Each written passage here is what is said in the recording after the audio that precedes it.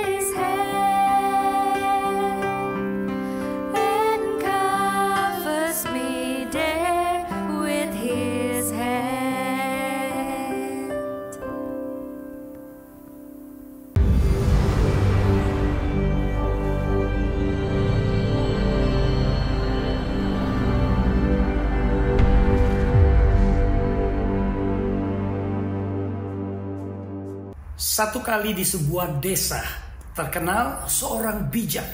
Oleh karena itu datanglah seorang penguasa ke rumah orang bijak ini. Dia ingin tes, ingin uji seberapa bijak. Lalu dia datang karena orang bijak ini mendengar kabar bahwa seorang pejabat, pembesar ingin datang ke rumahnya. Maka dia siapkan yang terbaik. Apa yang terbaik? Yaitu sop ayam. Karena dia punya ayam kesayangannya. Jadi kalau sudah disajikan sop ayam, artinya orang itu betul-betul dihormati. Diambillah seekor ayam, dipotong, dibuat sop. Lalu pembesar ini, pejabat ini datang diberi makan sop ayam. Setelah lahap memakan, sebagai tanda terima kasihnya, pejabat pembesar ini mengeluarkan tongkat ajaibnya. Diketuklah mangkok sop ayam itu. Dan mangkok itu menjadi emas. Dan pembesar, penjabat ini memberikan mangkok ini kepada orang bijak di desa ini dan berkata, ambillah Pak sebagai tanda terima kasih. Tetapi orang bijak itu menggoyangkan kepala, tanda dia menolak, tidak mau. Mungkin pembesar pejabat ini berpikir, oh mungkin kurang banyak, walaupun bijak tetap serakah. Maka diketuklah piringnya dan piring menjadi emas. Dia bilang ditambahkan sekarang piring emas dan mangkok emas. Tetap orang bijak di desa itu kembali menggoyangkan kepalanya. Mungkin pembesar pejabat itu berkata, oh kurang banyak. Maka diketuk meja, diketuk sendok, diketuk garpu, semua jadi emas. Dia bilang, ini ambil ditambahin semuanya, semua buat Bapak. Lalu kembali orang bijak di desa itu kembali menggoyangkan kepala. Lalu pejabat ini agak kesel, pembesar ini kesel, kamu maunya apa? Langsung orang bijak itu berkata begini, memang ini semua berarti dan berharga. Mangkok emas, piring emas, meja emas, sendok dan garpu. Tapi semua ada batas waktunya. Kalau habis bagaimana? Setelah dipakai, yang saya mau Pak, tongkatnya. Bagaimana tongkat itu bisa mengetuk setiap barang lalu berubah menjadi emas, itu yang saya mau, sumbernya. Mendengar itu, maka tidak heran orang ini terkenal bijak. Dia tidak terkecoh, tidak terpesona, tidak dapat dibohongi oleh apa yang tampil di depannya. Tapi dia tetap melihat sumbernya. Nah, seringkali dalam kehidupan kita lupa sumbernya. Kita udah terkecoh, kita udah terpesona, kita udah tertegun dengan apa yang di depan mata kita. Itu gambaran yang seringkali dalam kehidupan kita. Kita melupakan Tuhan sebagai sumber segala sesuatu dan terkecoh, terpesona oleh apa yang sudah kelihatan di depan mata ini. Hari ini firman Tuhan bersama Pastor Yakub Surya dari gereja Oikos Singapura akan membahas bagaimana supaya kita nggak terkecoh, nggak terpesona, nggak dapat dibohongi dengan apa yang tampil di depan ini, tetapi kita selalu mengingat sumbernya. Selamat mendengarkan firman. Tuhan Yesus memberkati. Shalom saudara-saudara, selamat kita mendengarkan firman Tuhan. Hari ini firman Tuhan dengan mengambil tema di celah batu. Tuhan menyembunyikan Musa di celah batu. Terambil di dalam kitab Keluaran pasal 33 ayat 21. Keluaran pasal 33 ayat 21 sampai 22. Beginilah bunyi firman Tuhan, berfirmanlah Tuhan, ada suatu tempat dekatku di mana engkau dapat berdiri di atas gunung batu.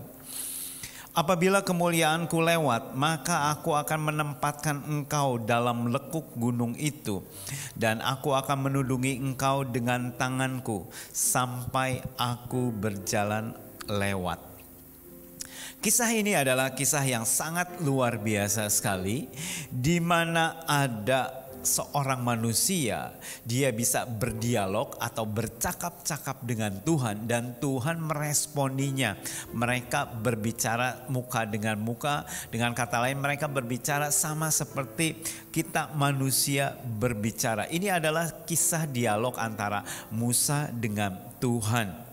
Dan Musa berdialog dengan Tuhan. Bahkan kalau saudara ikuti pembacaan ini selanjutnya atau sebelumnya, itu Musa sedang mengadakan tawar-menawar. Dan Tuhan berfirman di ayat 2 dikatakan bahwa dia akan mengutus seorang malaikat untuk berjalan di depan mereka dan menghalau orang-orang Kanaan, orang Amori, orang Het, orang Feris, orang Hewi dan orang Yebus. Jadi dengan kata lain, Tuhan berjanji, aku akan mengutus seorang malaikat untuk menyertai kamu masuk ke tanah perjanjian dan menghabisi orang-orang atau musuh-musuh yang ada di depan kamu. Itu janji Tuhan. Kisahnya adalah kalau kita mundur lagi dalam pasal 32 itu dikisahkan bahwa bangsa Israel mereka membangun patung lembu emas. Dan pada waktu mereka membangunlah patung lembu emas, mereka berkata kepada rakyat di sana dan berkata, inilah Allahmu yang memimpin kamu keluar dari Mesir. Dan itu jelas sangat menyakitkan hati Tuhan. Sudah sangat jelas sekali Tuhan yang menuntun membawa mereka keluar dari tanah Mesir. Dan itu bukan usaha yang mudah untuk mengeluarkan mereka dari perbudakan Mesir. Harus melalui sesuatu hal yang sangat dramatis, harus melalui 10 tulah dan satu demi satu. Jadi dalam waktu perjalanan yang cukup panjang, yang tidak gampang, tidak langsung hari ini mereka dipaksa keluar lantas selesai keluar. Tidak, ada tulah pertama, tulah kedua, tulah ketiga, tulah keempat, dan terus sampai tulah ke-10, dan terus sampai harus melalui harus melalui Laut Merah, menyeberang Laut Merah, sehingga satu perjalanan yang panjang dan sangat kurang ajar sekali. Umat Tuhan yang dipimpin keluar dari perbudakan tersebut, mereka mengklaim bahwa yang menyelamatkan mereka, yang membawa mereka keluar dari perbudakan ini adalah patung lembu emas ini. Betapa tidak jengkelnya hati Tuhan. Kalau Tuhan yang panjang sabar, yang artinya dengan kata lain dia mengampuni berapa kali pun kita bersalah kepada dia, tetapi hari itu atau saat itu Tuhan bisa murka, berarti perbuatannya itu sudah sangat keji dan sangat keterlaluan sekali. Sampai Tuhan bilang, aku mau musnahkan semuanya ini kecuali Musa. Tetapi Musa berkata, jangan Tuhan, jangan Tuhan. Dan terus kemudian Tuhan berkata kepada Musa, Musa, aku akan utus seorang malaikat untuk mendampingi, untuk memasuki tanah perjanjian. Dengan kata lain, Tuhan berkata, kalau aku yang mendampingi bangsa yang tegar tengkuk ini, bangsa yang tidak tahu berterima kasih, kalau tiba-tiba murkaku ini tidak, dengan kata lain, kalau tiba-tiba murkaku ini datang dan terus mereka bisa habis, jadi lebih baik aku tidak berurusan. Di sini bukan bercerita tentang Allah yang temperamental atau Allah yang mudah marah, bukan. Tapi kita lihat bahwa Allah tidak bisa toleransi dengan dosa. Dosa harus dibereskan, dosa harus diselesaikan.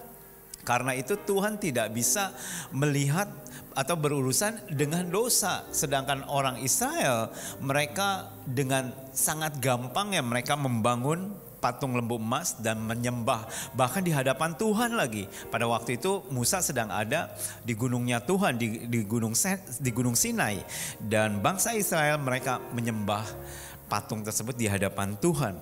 Betapa itu adalah sesuatu peristiwa yang keji sekali. Dan di sini Tuhan berkata, Musa, aku putuskan, aku akan kirim seorang malaikat. Dan terus kemudian Musa tawar menawar. Di dalam ayat ke-15 Musa berkata demikian, Tuhan, jika engkau sendiri yang tidak membimbing kami, janganlah suruh kami berangkat dari sini.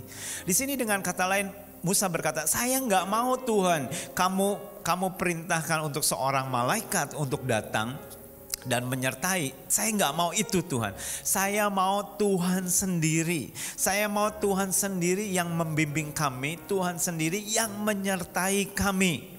Dengan kata lain, Musa dia lebih suka sang pemberi berkat itu bersama-sama dengan dia ketimbang daripada berkatnya. Nah, ada seorang ayah, dan terus kemudian cerita dia pulang dari luar negeri, dia bawa oleh-oleh, dan terus kemudian anaknya datang, anaknya ada, dan terus kemudian dia bertemu dengan anaknya. Anaknya berkata, wah papi pulang, papi mana oleh-olehnya, gitu kan. Dan terus kemudian papinya mengeluarkan oleh-olehnya, mengeluarkan hadiah, mungkin toys, mainan atau apa. Si anak sibuk dengan mainannya dan terus masuk ke kamar meninggalkan si sang ayah.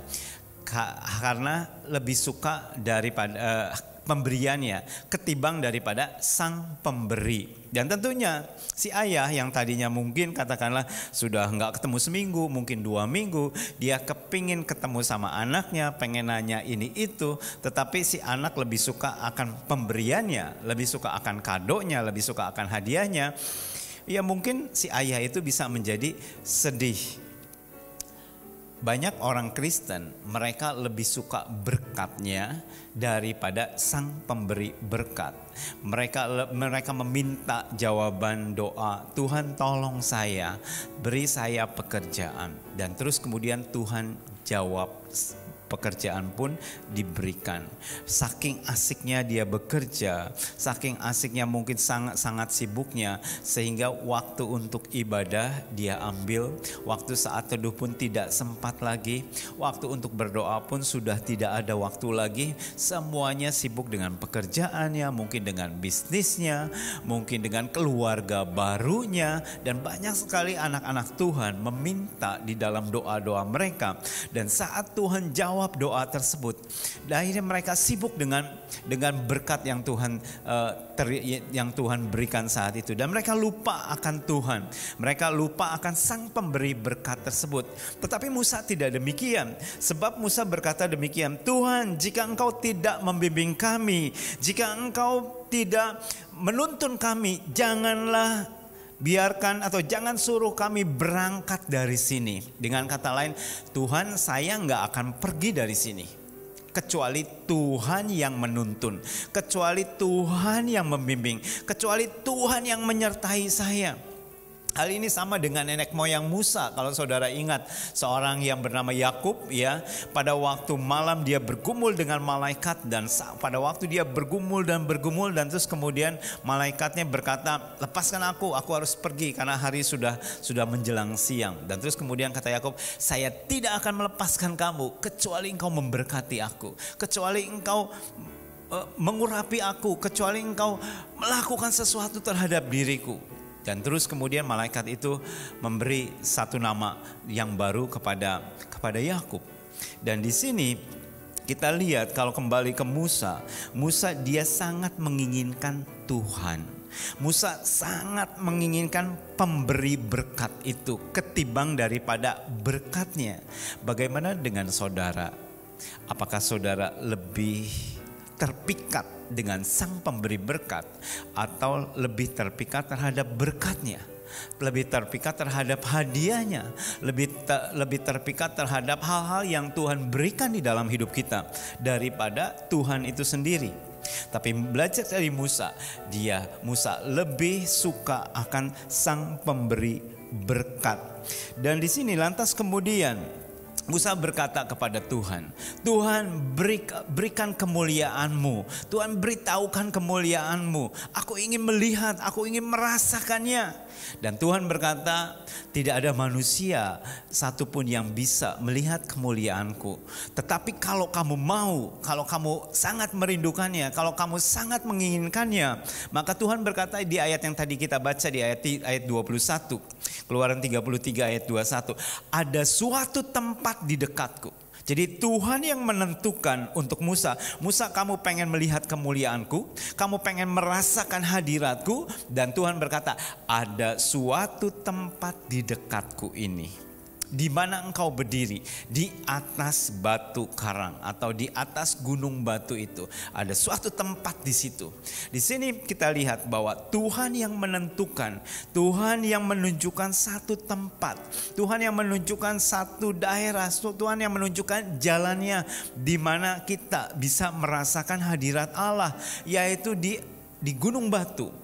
Di atas bukit Golgota tersebut Tuhan tunjukkan, disinilah kamu bisa melihat kemuliaan Tuhan. Karena dosa diselesaikan di atas gunung batu Golgota. Dosa dibereskan.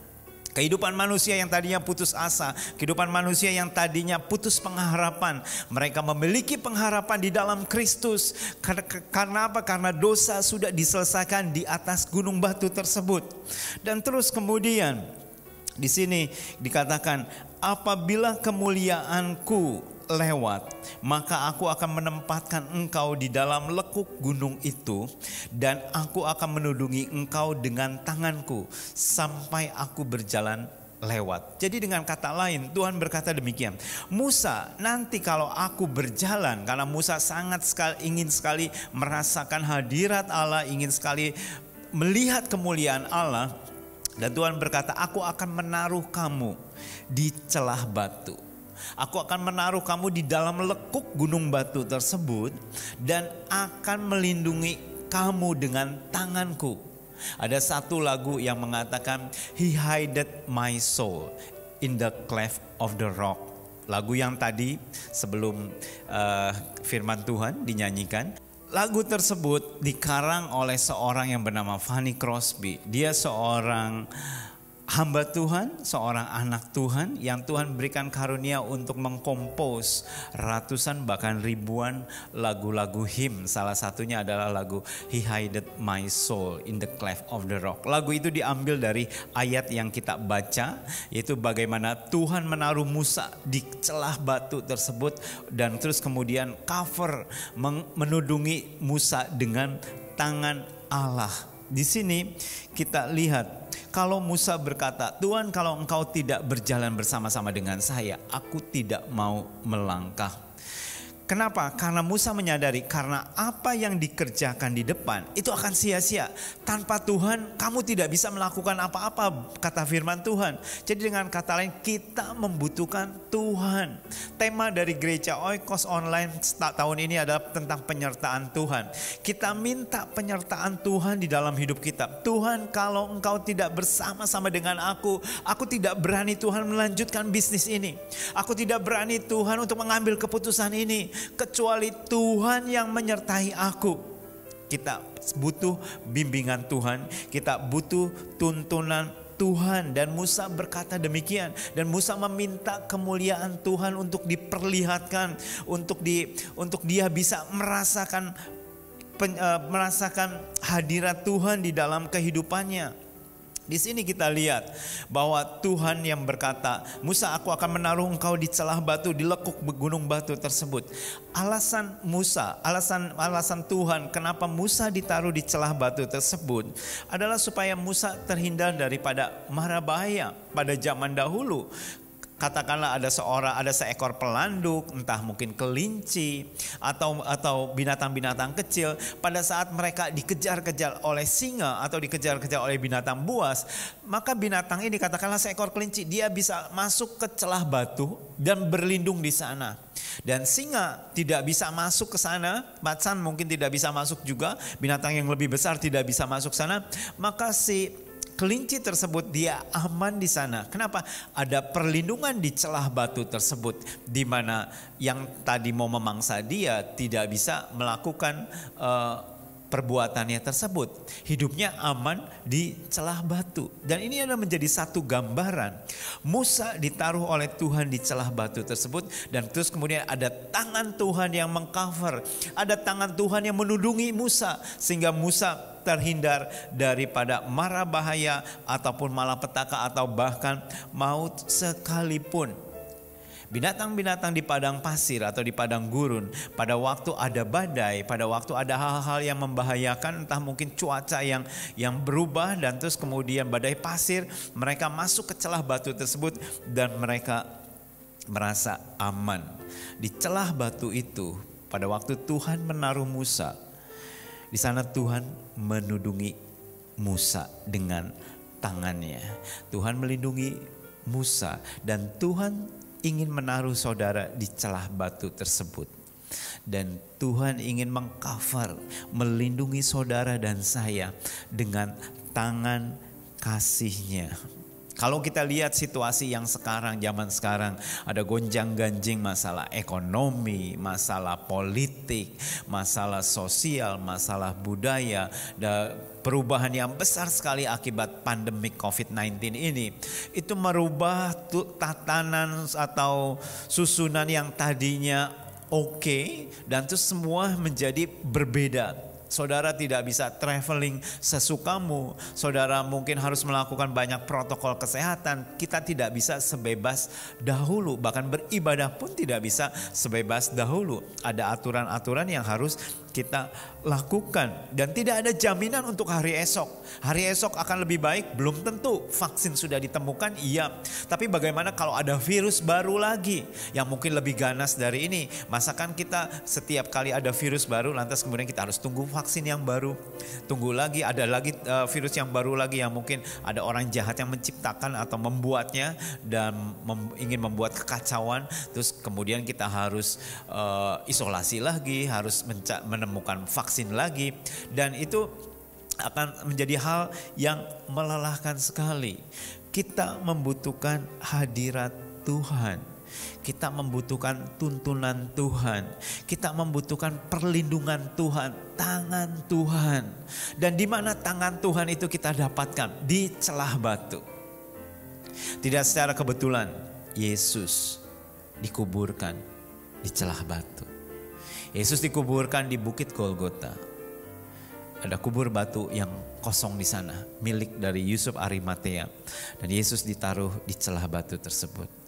Dan di celah batu itu ada tangan Allah di sana.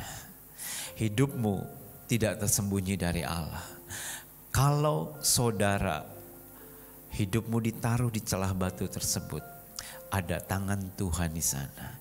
Kalau saudara menghampiri Yesus yang disalibkan, kalau saudara datang kepada Yesus yang dibangkitkan, di celah batu tersebut ada tangan Tuhan di sana yang melindungi, yang menolong saudara, melindungi dari mara bahaya, melindungi dari segala hal-hal yang membahayakan hidup kita. Ada tangan Tuhan yang menyertai saudara dan saya pada saat kita berada di celah batu tersebut. Pada saat kita berada di lekuk batu tersebut, Musa ditaruh oleh Tuhan di celah batu. Itu menjadi satu gambaran tentang apa yang akan Yesus kerjakan di atas kayu salib. Di atas batu tersebut Yesus mati di atas kayu salib. Tuhan berkata, ada suatu tempat dekatku di atas gunung batu tersebut.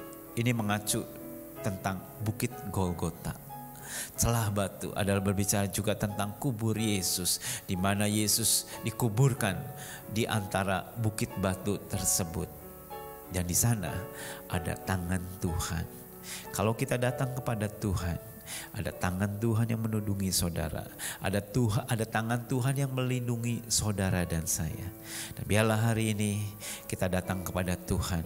Kita berterima kasih kepada Tuhan untuk penyertaannya. Kita berterima kasih kepada Tuhan atas tuntunannya. Dan kita minta Tuhan sertai saya. Namanya adalah Immanuel yang berkata Allah beserta dengan kita. Janji Tuhan Yesus yang mengatakan aku akan menyertai kamu sampai kesudahan alam. Itu sudah lebih daripada cukup. 2 tahun yang lalu saya mengalami operasi ginjal. Jadi saya diambil ginjalnya, tapi bukan karena ginjal saya bermasalah. Istri saya mengalami gagal ginjal dan saya mendonorkan ginjal kiri saya untuk istri saya. Dan pada waktu operasi dimulai saya terlebih dahulu dan baru beberapa jam kemudian istri saya. Jadi jam 9 pagi akan dilakukan operasi. Dan terus kemudian sekitar 1 jam sebelumnya itu saya berdoa. Dan waktu saya berdoa, saya tidak merasakan adanya hadirat Allah. Saya berdoa dan terus kemudian saya bertanya, Tuhan kamu di mana? Tuhan, kok aku nggak rasa pada waktu kita datang ibadah, kita bisa rasakan bahwa ada Tuhan di pertemuan ibadah tersebut. Kita bisa merasakan, roh kita bisa tahu, bisa connect bahwa ini ada hadirat Tuhan, bahwa ada Tuhan. Tetapi pada saat saya di kamar rumah sakit mau pergi ke kamar operasi, itu saya tidak merasakan sama sekali. Sampai saya bingung, Tuhan kok seperti ini? Pada saat detik-detik di mana saya membutuhkan Tuhan, kok justru malah saya tidak merasakan hadirat Tuhan. Lantas kemudian saya berpikir, ada apa ya Tuhan? Terus kemudian Tuhan Tuhan mengingatkan kepada saya. Apakah kamu lebih mempercayai your feeling, perasaan kamu, daripada janji firmanku? Dan terus kemudian kalimat itu membuat saya langsung terkesima seketika. Iya, janji Tuhan itu tidak dipengaruhi oleh musim, tidak dipengaruhi oleh waktu, tidak dipengaruhi oleh perasaan. Jadi mau saya merasakan, mau saya enggak, kalau saya pegang janji firman Tuhan, Dia pasti menyertai saya. Bukankah ada janji firman Tuhan yang mengatakan, sekalipun aku berjalan dalam lembah kekelaman, aku tidak takut bahaya, sebab Engkau besertaku. Itu janji Tuhan. Dan sekarang apakah saya lebih percaya akan janji Tuhan, ataukah saya lebih percaya kepada feelingnya saya? Dan hari itu saya memutuskan, Tuhan meskipun saya tidak merasakan feeling saya tidak merasakan bahwa Engkau ada saat ini bersama-sama dengan saya. Tapi ada janji firman Tuhan yang mengatakan sekali-kali Engkau tidak akan meninggalkan saya. Dan ada janji firman Tuhan yang mengatakan sekalipun aku berjalan dalam lembah kekelaman, aku tidak takut bahaya sebab Engkau besertaku.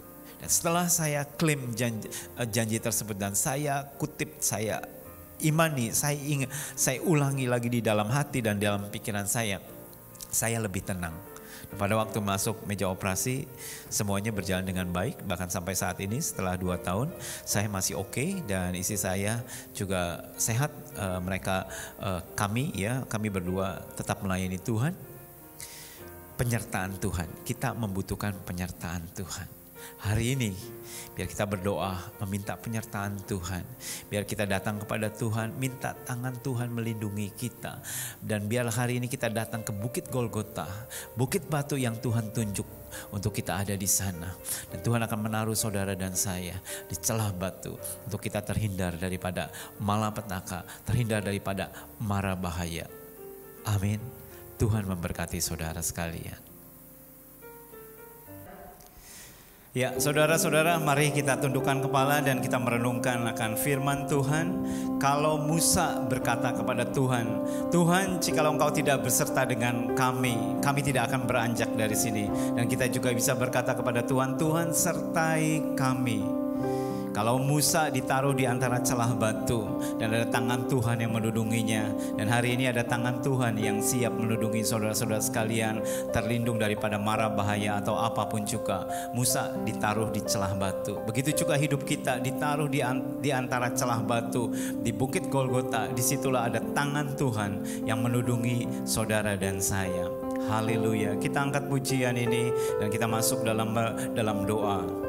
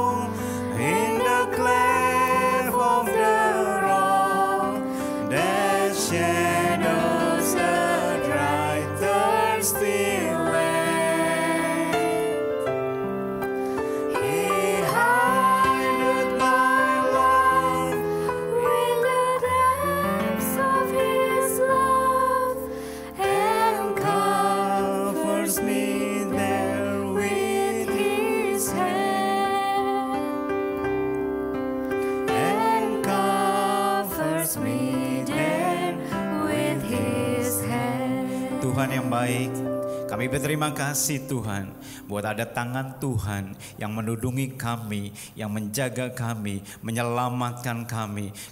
Hidup kami aman terlindung di dalam Engkau. Terima kasih Tuhan, kami berdoa saat ini untuk siapapun juga yang saat ini mengikuti ibadah melalui live streaming ini, melalui online ini. Kiranya Tuhan jamah apapun juga permasalahan mereka, pergumulan mereka, mungkin di dalam masalah rumah tangga, mungkin di dalam masalah kesehatan, masalah pekerjaan, masalah hubungan dengan sesama. Kami berdoa Tuhan, hidup kami aman di dalam tangan-Mu Tuhan. Kami tidak perlu takut akan hari esok, karena ada janji Tuhan untuk menyertai kami sampai kesudahan alam. Terima kasih Tuhan, terima kasih di dalam nama Tuhan Yesus. Haleluya, amin, amin. Tuhan memberkati saudara-saudara sekalian. Shalom. Saya percaya kita semua diberkati oleh firman Tuhan yang disampaikan oleh Pastor Yakub Surya. Karena ini minggu pertama di awal bulan, kita ada perjamuan kudus. Nah, bagi yang memerlukan bimbingan, arahan untuk kita perjamuan kudus secara online, siapkan roti, siapkan anggur, dan nanti setelah ini akan ada video bimbingan bersama-sama untuk kita ambil perjamuan kudus. Tuhan Yesus memberkati. Bapa di surga, berkati roti dan anggur ini, jamah dengan kuasa kehadiran-Mu, sehingga yang makan dan minum mendapat kekuatan baru dari surga. Pegang roti dan angkat di hadapan kita. Dengarkan firman. Setelah itu kita akan makan bersama-sama. Sebab apa yang telah kuteruskan kepadamu telah aku terima dari Tuhan, yaitu bahwa Tuhan Yesus pada malam waktu Ia diserahkan mengambil roti, dan sesudah itu Ia mengucap syukur atasnya. Ia memecah-becahkannya dan berkata, inilah tubuhku yang diserahkan bagi kamu. Perbuatlah ini menjadi peringatan akan aku. Makan dalam namanya, nama Tuhan Yesus Kristus.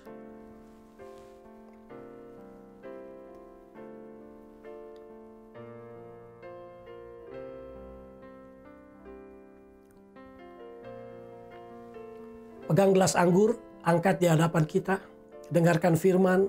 Setelah firman dibacakan, kita akan minum bersama-sama. Demikian juga Ia mengambil cawan sesudah makan, lalu berkata, cawan ini adalah perjanjian baru yang dimeteraikan oleh darahku. Perbuatlah ini setiap kali kamu meminumnya, menjadi peringatan akan aku. Mari kita minum dalam namanya, nama Tuhan Yesus Kristus.